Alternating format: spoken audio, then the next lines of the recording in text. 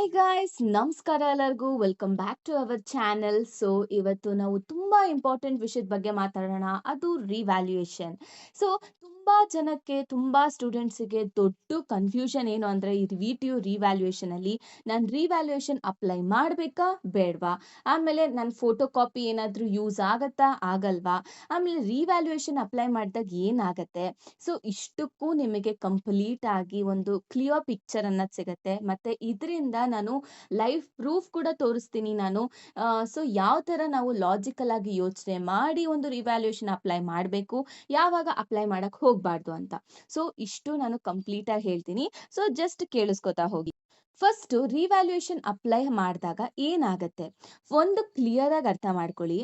ನೀವು revaluation apply ಮಾಡಿದಾಗ ಫಸ್ಟಿಗೆ ನಿಮಗೆ ಯಾರೋ ಒಬ್ರು ಆನ್ಸರ್ ಸ್ಕ್ರಿಪ್ಟ್ ಕರೆಕ್ಟ್ ಮಾಡಿರ್ತಾರಲ್ಲ ಒಬ್ರು ಫ್ಯಾಕಲ್ಟಿ. ಅದೇ ಫ್ಯಾಕಲ್ಟಿ ಹತ್ರ ನಿಮ್ಮ ಒಂದು ಆನ್ಸರ್ ಸ್ಕ್ರಿಪ್ಟ್ ಹೋಗಲ್ಲ ಮತ್ತೆ. ರಿವ್ಯಾಲ್ಯೂಯೇಷನ್ ಅಪ್ಲೈ ಮಾಡಿದಾಗ ನಿಮ್ಮ ಒಂದು ಆನ್ಸರ್ ಸ್ಕ್ರಿಪ್ಟ್ ಬೇರೆ ಎಕ್ಸ್ಟರ್ನಲ್ ಫ್ಯಾಕಲ್ಟಿಗೆ ಹೋಗುತ್ತೆ.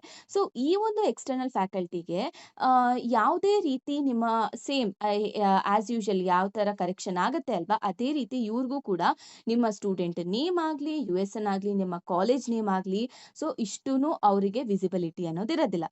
ಈ ಮತ್ತೆ ಕರೆಕ್ಷನ್ ಮಾಡ್ತಿರೋ ಇವ್ಯಾಲ್ಯೂಯೇಟರ್ಗೆ ನೀವು ಮುಂಚೆ ಫೇಲ್ ಆಗಿದ್ದೀರಾ, ಪಾಸ್ ಆಗಿದ್ದೀರಾ, ಇದು ಕೂಡ ಅವರಿಗೆ ಐಡಿಯಾ ಅನ್ನೋದಿರೋದಿಲ್ಲ.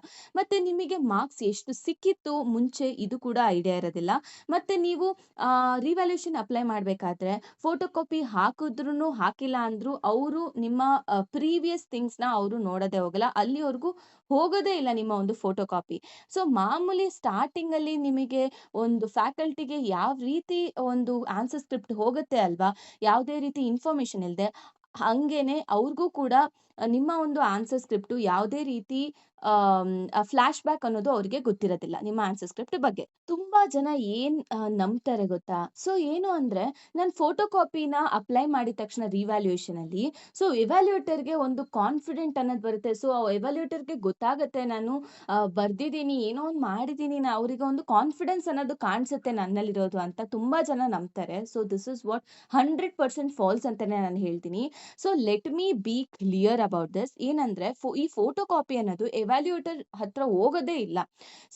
ಈ ಎವ್ಯಾಲ್ಯೂಯೇಟರ್ ಯಾವತ್ತೂ ನಿಮ್ಮ ಫೋಟೋ ಕಾಪಿ ಆಗ್ಲಿ ಅಥವಾ ನಿಮ್ಮ ಮುಂಚೆ ಫೇಲ್ ಆಗಿದ್ದೀರಾ, ಪಾಸ್ ಆಗಿದ್ದೀರಾ ಅಂತಾನೂ ಕೂಡ ಅವರಿಗೆ ಗೊತ್ತಿರೋದಿಲ್ಲ. ಫೋಟೋ ಕಾಪಿ ಯಾವತ್ತೂ ಅಷ್ಟೇ ಅದು ಸ್ಟೂಡೆಂಟ್ಸ್ ಹತ್ರ ಇರುತ್ತೆ, ಅಥವಾ ವಿ ಟಿ ಯು ರೆಕಾರ್ಡ್ ಅಲ್ಲಿ ಅವರು ಸೇವ್ ಮಾಡಿರ್ತಾರೆ.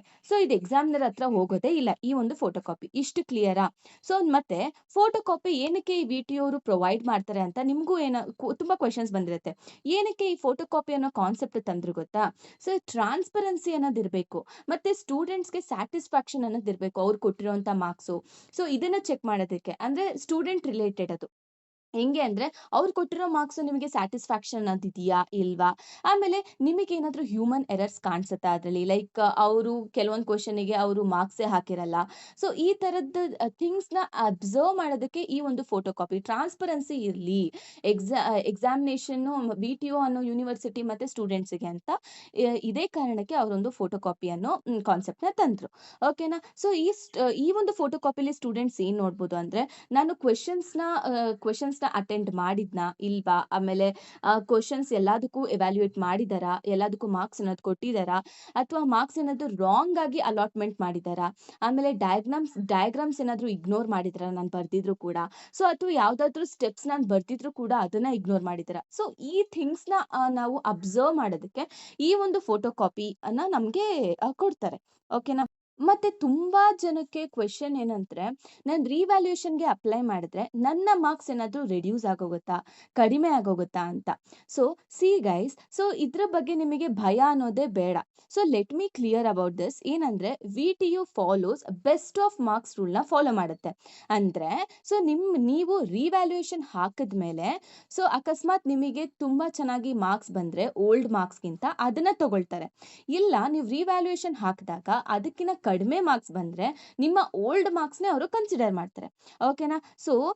ಇಲ್ಲಿ ನೀವು ಮಾರ್ಕ್ಸ್ ಹೋಗತ್ತೆ ಅನ್ನೋ ಕಾನ್ಸೆಪ್ಟೇ ಇರೋದಿಲ್ಲ ಈ ಒಂದು ರಿವ್ಯಾಲ್ಯೂಯೇಷನ್ ಅಲ್ಲಿ. ಇಲ್ಲಿ ಒಂದು ಏನ್ ರಿಸ್ಕ್ ಇರುತ್ತೆ ಗೊತ್ತಾ? ಮನಿ. ಅಷ್ಟೇ. ಮನಿ ಒಂದು ರಿಸ್ಕ್ ಇರತ್ತೆ. ಯಾಕಂದ್ರೆ ದುಡ್ಡು ಕಟ್ಟಬೇಕಲ್ಲ ಅದಕ್ಕೆ ಅದೊಂದು ರಿಸ್ಕ್ ಬಿಟ್ರೆ ಇನ್ಯಾವುದೇ ರೀತಿ ಮಾರ್ಕ್ಸ್ ಲಾಸ್ ಆಗ್ಲಿ, ಸೊ ಇದ್ರ ಬಗ್ಗೆ ನೀವು ತಲೆ ಕೆಡಿಸ್ಕೊಳ್ಳೋದು ಬೇಡ. ಮತ್ತೆ ಹೆಂಗೆ ಗೊತ್ತಾಗತ್ತೆ? ಸೊ ನಾನು ಯಾವ ಥರ ಡಿಸೈಡ್ ಮಾಡ್ಲಿ ನಾನು ರಿವ್ಯಾಲ್ಯೂಯೇಷನ್ ಅಪ್ಲೈ ಮಾಡ್ಬೇಕಾ ಬೇಡವಾ ಅನ್ನೋದು ತುಂಬಾ ಅಂದ್ರೆ ತುಂಬಾ ಜನಕ್ಕೆ ಇದೊಂದು ಕನ್ಫ್ಯೂಷನ್ ಇದ್ದೇ ಇರುತ್ತೆ. So student do not apply emotionally ಓಕೆನಾ? So we need to apply it logically. So ಯಾವ ರೀತಿ ಅಂತ ನೋಡೋದಾದ್ರೆ, ಸೊ ನಾನು ಹೇಳ್ತೀನಿ ನೋಡಿ. ಕ್ಲಿಯರ್ ಆಗಿ ಗಮನ ಇಟ್ಟು ಕೇಳಿಸ್ಕೊಳ್ಳಿ.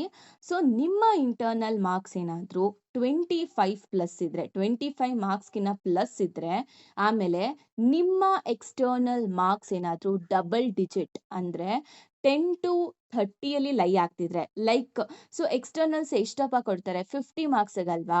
ಸೊ ಬರೆಯೋದು 100 ಮಾರ್ಕ್ಸ್ ಆದರೂ ನಮ್ಮ ಒಂದು ಎಕ್ಸ್ಟರ್ನಲ್ ಮಾರ್ಕ್ಸ್ ಎಷ್ಟಕ್ಕೆ 50ಗಲ್ವಾ? ಸೊ ನಿಮ್ದೇನಾದರೂ ಡಬಲ್ ಡಿಜಿಟಲ್ಲಿ ಇದ್ರೆ ಮತ್ತೆ ನೀವೇನಾದ್ರೂ ತುಂಬಾ ಕ್ವೆಶನ್ಸ್ ಅಟೆಂಪ್ಟ್ ಮಾಡಿದ್ರು ಅವ್ರು ಕೊಟ್ಟಿಲ್ಲ ನಿಮಗೆ ಮಾರ್ಕ್ಸ್ ಅಂತ ಅಂದ್ರೆ, ನೀವು ತುಂಬಾ ಕಾನ್ಫಿಡೆಂಟ್ ಆಗಿದ್ದಾಗ ನೀವು ರಿವ್ಯಾಲ್ಯೂಯೇಷನ್‌ಗೆ ಅಪ್ಲೈ ಮಾಡ್ಬೋದು. Clear about this. First one ಏನು ಇಂಟರ್ನಲ್ ಮಾರ್ಕ್ಸು 25 ಪ್ಲಸ್ ಇರಬೇಕು. ಆಮೇಲೆ ಸೆಕೆಂಡ್ ಒನ್ ಏನು ಎಕ್ಸ್ಟರ್ನಲ್ ಮಾರ್ಕ್ಸು ನಿಮ್ಮದು ಡಬಲ್ ಡಿಜಿಟಲ್ ಇರಬೇಕು. ಮತ್ತೆ ಮೋಸ್ಟ್ ಆಫ್ ದ ಕ್ವೆಶನ್ಸ್ ನೀವು ಅಟೆಂಪ್ಟ್ ಮಾಡಿ ಅಥವಾ ನೀವು ಕಾನ್ಫಿಡೆಂಟ್ ಆಗಿ ಇರ್ತೀರಾ ನನ್ನ ಆನ್ಸರ್ಸ್ ಮೇಲೆ, ಮತ್ತೆ ನಾನು ಅಟೆಂಪ್ಟ್ ಮಾಡಿದ್ದೀನಿ ಕ್ವೆಶನ್ಸ್ ಅಂದಮೇಲೆ ಮಾತ್ರ ನೀವು ರಿವ್ಯಾಲ್ಯೂಯೇಷನ್‌ಗೆ ಹೋಗಬೇಕು. ಆಮೇಲೆ ಯಾವಾಗ ನೀವು ರಿವ್ಯಾಲ್ಯೂಯೇಷನ್‌ಗೆ ಹೋಗಬಾರ್ದು ಅಂದರೆ ನಿಮ್ಮ ಒಂದು ಎಕ್ಸ್ಟರ್ನಲ್ ಮಾರ್ಕ್ಸ್ ಏನಾದರೂ 0 ಟು 5 ಲೈ ಆಗ್ತಿದ್ದು, ಆಮೇಲೆ ನೀವೇನು ಅಟೆಂಪ್ಟ್ ಮಾಡೇ ಇಲ್ಲ ಅಂತ ಅಂದರೆ, ಸೊ ಆವಾಗ ನೀವು ರಿವ್ಯಾಲ್ಯೂಯೇಷನ್‌ಗೆ ಹೋಗಬಾರ್ದು. ಓಕೆನಾ? ನೀವು ಕ್ವೆಶನ್ಸ್ ಎಲ್ಲ ಬಿಟ್ಟು ಬಂದು ಬರೀ like you are not so confident about your paper then you can't go for revaluation. Okay? ಇಷ್ಟು ಕ್ಲಿಯರ್ ಆಯ್ತಾ? ರಿವ್ಯಾಲ್ಯೂಯೇಷನ್ ಅನ್ನೋದು ಮ್ಯಾಜಿಕ್ ಅಲ್ಲ ಗೈಸ್. ಸೊ ಇದು ಏನಂದರೆ ಮಾಡಿರೋಂಥ ಮಿಸ್ಟೇಕ್ಸ್‌ನ ಕರೆಕ್ಟ್ ಮಾಡ್ಕೊಳ್ಳೋದಕ್ಕೆ ಅಂತ ಇರೋಂಥ ಒಂದು ಸ್ಟೇಜ್ ಅಂತಾನೆ ಹೇಳ್ಬೋದು ಈ ಒಂದು ರಿವ್ಯಾಲ್ಯೂಯೇಷನ್. ಸೊ ತುಂಬಾ ಜನ ಕೇಳ್ತಾರೆ ಈ ವಿ.ಟಿ.ಯು ಅಲ್ಲಿ ರಿವ್ಯಾಲ್ಯೂಯೇಷನ್ ಅನ್ನೋದು ಸ್ಕ್ಯಾಮಾ ಅಂತ. So many students they will say that VTU is a scam. So listen carefully. ಏನು ಗೊತ್ತಾ, ಈ ವಿ.ಟಿ.ಯು ಅನ್ನೋದು ಒಂದು ದೊಡ್ಡ ಸಮುದ್ರ ಗೈಸ್. ಹೇಳ್ಬೇಕು ಅಂದರೆ ಈ ವಿ.ಟಿ.ಯು ಅನ್ನೋದು ತುಂಬಾ ಲಾರ್ಜ್ ಸಿಸ್ಟಮ್. ಓಕೆನಾ? ಈ ಒಂದು ಲಾರ್ಜ್ ಸಿಸ್ಟಮ್ ಅಲ್ಲಿ ಮನುಷ್ಯರು ಏನಂತೀರ ಎರರ್ಸ್ ಮಾಡೇ ಮಾಡ್ತಾರೆ. ಓಕೆನಾ? ಸೊ ಇಲ್ಲ ಮನುಷ್ಯರು ಎರರ್ ಮಾಡಿರ್ತಾರೆ, ಇಲ್ಲ ಅಂದ್ರೆ ಅದು ಟೆಕ್ನಿಕಲ್ ಎರರ್ ಆಗಿರುತ್ತೆ. ಓಕೆನಾ? ಸೊ ಎರಡರಲ್ಲೊಂದು ಆಗಿರುತ್ತೆ. ಯಾಕಂದ್ರೆ ಅದು ಅಷ್ಟು ದೊಡ್ಡ ಸಿಸ್ಟಮ್ ಗೈಸ್. ಅದಕ್ಕೆ ಆ ಥರ ಆಗುತ್ತೆ. ಸೊ ಇದಕ್ಕೇನೆ this is why exactly the revaluation exist. Okay? ಈ ರಿವ್ಯಾಲ್ಯೂಯೇಷನ್ನು ಅದಕ್ಕೆ ಇವಾಗ ಎರರ್ಸ್ ಆಗುತ್ತೆ ಅನ್ನೋದೇ ಎರರ್ಸ್ ಆಗುತ್ತೆ ಅದಕ್ಕೇನೆ ಅವರು ರಿವ್ಯಾಲ್ಯೂಯೇಷನ್ ಅನ್ನೋ ಕಾನ್ಸೆಪ್ಟ್‌ನ ತಂದಿರೋದು. ಓಕೆನಾ? ಈ ರಿವ್ಯಾಲ್ಯೂಯೇಷನ್ ಅನ್ನೋದು ಏನನ್ನ ಪ್ರೂವ್ ಮಾಡುತ್ತೆ ಅಂದ್ರೆ, ವಿ.ಟಿ.ಯು ಅನ್ನೋದು ಅವರ ಒಂದು ಮಾಡಿರುವಂಥ ಮಿಸ್ಟೇಕ್ಸ್‌ನ ಅಕ್ಸೆಪ್ಟ್ ಮಾಡ್ಕೊಳ್ಳುತ್ತೆ. ಮತ್ತೆ VTU gives the students a correction chance. ಇನ್ನೂ ಒಂದು ಚಾನ್ಸ್ ಕೊಡುತ್ತೆ. ನೀವು ಏನಂತೀರಾ ಕರೆಕ್ಷನಲ್ಲಿ ಏನಾದರೂ ಮಿಸ್ಟೇಕ್ಸ್ ಆಗಿದ್ರೆ ನಿಮಗೆ ಇನ್ನೂ ಒಂದು ಚಾನ್ಸ್ ಕೊಡುತ್ತೆ. So you can go for it ಅಂತ. ಕಾರಣಕ್ಕೂ ಬ್ಲೈಂಡ್ ಆಗಿ ರೂಮರ್ಸ್‌ನ ಬಿಲೀವ್ ಮಾಡಬೇಡಿ. So believe the process and the logic. ಓಕೆನಾ? ಫಸ್ಟು ಒಂದು ಕ್ಲಾರಿಟಿ ಏನು ಕೊಡ್ಬೋದು ಅಂದರೆ, ಫೋಟೋಕಾಪಿ ಅನ್ನೋದು ಸ್ಟೂಡೆಂಟ್ ಐಸಿಗೆ ಮಾತ್ರ. ಓಕೆನಾ? ಅದು ಇವ್ಯಾಲ್ಯೂಯೇಟರ್ ಹತ್ರ ಹೋಗಲ್ಲ ಒಂದು. ನೀವೇನಾದರೂ ನಿಮ್ಮ ಆನ್ಸರ್ ಪೇಪರ್ ಮೇಲೆ ನೀವು ತುಂಬ ಕಾನ್ಫಿಡೆಂಟ್ ಆಗಿದ್ದರೆ, ಸೊ ಯಾವುದೇ ರೀತಿ ಯೋಚನೆ ಅನ್ನೋದು ಮಾಡೋದು ಬೇಕಾಗಿಲ್ಲ. So revaluation only works only when your answers exist. ಓಕೆನಾ? ಸೊ ಆನ್ಸರ್ಸ್‌ನ ಇಲ್ಲಿ ನಾವು ಕ್ರಿಯೇಟ್ ಮಾಡೋದಕ್ಕಾಗಲ್ಲ ಗೈಸ್. ಓಕೆನಾ? ಸೊ ನೀವು ಬರ್ದಿದ್ರೆ ಅದರ ತಕ್ಕನಾಗಿ ಮಾರ್ಕ್ಸ್ ಸಿಕ್ಕೇ ಸಿಗುತ್ತೆ. ಸೊ ಇವಾಗ ನಿಮಗೆ ನಾನು ಲೈವ್ ಪ್ರೂಫ್‌ನ ತೋರಿಸ್ತೀನಿ. ಬನ್ನಿ ನಾವು ನೋಡ್ತಾ ಹೋಗೋಣ ಅದು ಯಾವ ರೀತಿ ಇದೆ ಅಂತ. ಆಮೇಲೆ ನಿಮಗೆ ಇದರಲ್ಲಿ ನಾನು ಎಕ್ಸೆಪ್ಷನಲ್ ಕೇಸ್ ಕೂಡ ತೋರಿಸ್ತೀನಿ. ಸೊ ಅವಾಗ ನಿಮಗೆ ಒಂದು ಕ್ಲಿಯರ್ ಪಿಕ್ಚರ್ ಅನ್ನೋದು ನಿಮಗೆ ಸಿಗುತ್ತೆ. ಓಕೆನಾ? ನಾನು ರಿವ್ಯಾಲ್ಯೂಯೇಷನ್ ಅಪ್ಲೈ ಮಾಡಬೇಕಾ ನೆಕ್ಸ್ಟ್ ರಿಸಲ್ಟ್ ಬಂದಾಗ, ಇಲ್ಲ ಅಂತ ಅಂದರೆ ಇಲ್ಲ ಅಂತ. ಸೊ ನಿಮಗೆ ಒಂದು ಐಡಿಯಾ ಅನ್ನೋದು ಸಿಗುತ್ತೆ. ಓಕೆ? ಇದು ಫಸ್ಟ್ ಫೋಟೋ. ನಾನು ಇಲ್ಲಿ ತೋರಿಸ್ತೀನಿ ನೋಡಿ. ಸೊ ಇಲ್ಲೇನಾಗಿದೆ, ನಾನೇನು ಹೇಳಿದೆ ಇಂಟರ್ನಲ್ ಮಾರ್ಕ್ಸು 25 ಪ್ಲಸ್ ಇದ್ರೆ you can go for revaluation and if you are confident about your answers you can go with revaluation ಅಂತ ಹೇಳಿದೆ. ಮತ್ತು ಡಬಲ್ ಡಿಜಿಟ್ ಇರಬೇಕು ಅಂತ, right? So first double digit ಇದೆ. Okay, first internal marks 25 plus ಇದೆ. Okay, first one is done. ಆಮೇಲೆ old marks ಬಂದು ಅವ್ರದ್ದು 10 ಇದೆ, means it is a double digit. So if it is like 10 ಅಂತ ಅಂದರೆ ಅಂದರೆ ನೀವು ಎಷ್ಟು ಮಾರ್ಕ್ಸಿಗೆ ಬರ್ದಿರ್ತೀರಾ 100, ಸೊ 10 ಅಂತ ಅಂದರೆ 20 ಮಾರ್ಕ್ಸ್, ಓಕೆನಾ.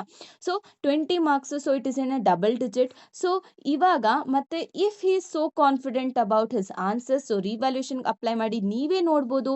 ರಿವ್ಯಾಲ್ಯೂಷನ್ ಅಪ್ಲೈ ಮಾಡಿದ್ಮೇಲೆ 18 ಬಂದಿದೆ, ಸೊ ಪಾಸ್ ಆಯಿತು. So this is one of the ಏನಂತೀರಾ ಕಂಡೀಷನ್ ಅನ್ನೋದಕ್ಕಿಂತ ಒಂದು ಎಕ್ಸಾಂಪಲ್ ನಿಮಗೆ ಕೊಡ್ತಿರೋವಂಥದ್ದು. ಸೊ ನೆಕ್ಸ್ಟ್ ನಾನು ಇನ್ನೂ ಒಂದು ಎಕ್ಸೆಪ್ಷನಲ್ ಕೇಸ್ನ ತೋರಿಸ್ತೀನಿ ನೋಡಿ. ಸೊ ಈ ಒಬ್ಬ ವ್ಯಕ್ತಿಗೆ ಏನು ಅಂತ ಅಂದರೆ ಇಂಟರ್ನಲ್ ಮಾರ್ಕ್ಸು ಓಕೆ 25+ ಇದೆ, ದಿಸ್ ಇಸ್ ಡನ್. ಆಮೇಲೆ ಇವರಿಗೆ ಓಲ್ಡ್ ಮಾರ್ಕ್ಸ್ ಏನಿದೆ 3 ಬಂದಿದೆ. So this is exceptional case ಅಂತಲೇ ಹೇಳ್ಬೋದು. Like actually this boy has return so good answers. So ಏನಂತ ಅಂದರೆ ಅವನ ಆನ್ಸರ್ಸ್ ಮೇಲೆ ಅವನಿಗೆ ಕಾನ್ಫಿಡೆಂಟ್ ಇತ್ತು ಮತ್ತು ತುಂಬ ಕ್ವೆಶನ್ಸ್ನ ಅಟೆಂಡ್ ಮಾಡಿದ್ದ ಕೂಡ. But even though attending so many questions he got the 3 marks. Okay, ಅದರಿಂದ so he was so much confident. ಅದರಿಂದ ಅವನು ರಿವ್ಯಾಲ್ಯೂಷನ್ ಅಪ್ಲೈ ಮಾಡಿದಾಗ 24 ಬಂತು. ಹೆಂಗೆ ಬಂತು? So this is the question, right? ಯಾವ ಥರ ಬಂತು ಅನ್ನೋದು. So guys, everything matters guys. Like okay, ನೀವು ತುಂಬ ಕಾನ್ಫಿಡೆಂಟ್ ಆಗಿದ್ದೀರಾ, ನೀವು ಪೇಪರಲ್ಲಿ 80% ನೀವು ಅಟೆಂಡ್ ಮಾಡಿದ್ದೀರಾ, ಆಮೇಲೆ ನಿಮ್ಮ ಆನ್ಸರ್ಸ್ ಮೇಲೆ ನಿಮ್ಗೆ ಕಾನ್ಫಿಡೆಂಟ್ ಇದೆ ಅಂತ ಅಂದರೆ you can go with that revaluation. ಅರ್ಥ ಆಯ್ತಲ್ವಾ? ಈ ಥರ ಆಗೋದು ತುಂಬಾನೇ ಕಷ್ಟ, ಓಕೆನಾ. ಸೊ ಹೇಳಬೇಕಂದ್ರೆ 90-95% of the papers with 0 to 5 marks genuine ಆಗಿ ಹೇಳಬೇಕು ಅಂದರೆ ಈ ಥರ ಆಗೋದು ತುಂಬಾನೇ ಕಷ್ಟ, ಓಕೆನಾ. ಸೊ 5-10% ಕೇಸಸಲ್ಲಿ ಈ ಥರ ಆಗುತ್ತೆ. So that is what I said, it is a exception. So ಯಾಕೆ ಎಕ್ಸೆಪ್ಷನ್ ಅಂದರೆ that one person he was so confident about his answers and the papers. ಆಮೇಲೆ ಇನ್ನೂ ಒಂದು ಏನು ಗೊತ್ತಾ, ಈ ರಿವ್ಯಾಲ್ಯೂಯೇಷನ್ ಅಲ್ಲಿ ಯಾಕೆ ಮಾರ್ಕ್ಸ್ ಇನ್ಕ್ರೀಸ್ ಆಗುತ್ತೆ ಅಂತ ಹೇಳ್ತೀನಿ, ಕೇಳಿಸ್ಕೊಳ್ಳಿ. ಫಸ್ಟಿಗೆ ಯಾರೋ ಬೇರೆಯವರು ಎಕ್ಸ್ಟರ್ನಲ್ ಫ್ಯಾಕಲ್ಟಿ ಕರೆಕ್ಷನ್ ಮಾಡಿರ್ತಾರೆ. ಬಟ್ ನೀವು ರಿವ್ಯಾಲ್ಯೂಷನ್ ಅಪ್ಲೈ ಮಾಡಿದಾಗ ಬೇರೆ ಒಂದು ಫ್ಯಾಕಲ್ಟಿ ಹತ್ರ ಹೋಗುತ್ತೆ. So mindset is completely different, right? So ಇವಾಗ ಯಾವುದೋ ಒಂದು faculty was not liberal, but ಇವಾಗ ರಿವ್ಯಾಲ್ಯೂಷನ್ ಅಪ್ಲೈ ಮಾಡಿದ್ಮೇಲೆ ನಿಮ್ಮ ಮಾರ್ಕ್ಸ್ ಜಾಸ್ತಿ ಬಂತು ಅಂತ ಅಂದರೆ that a person can be a liberal.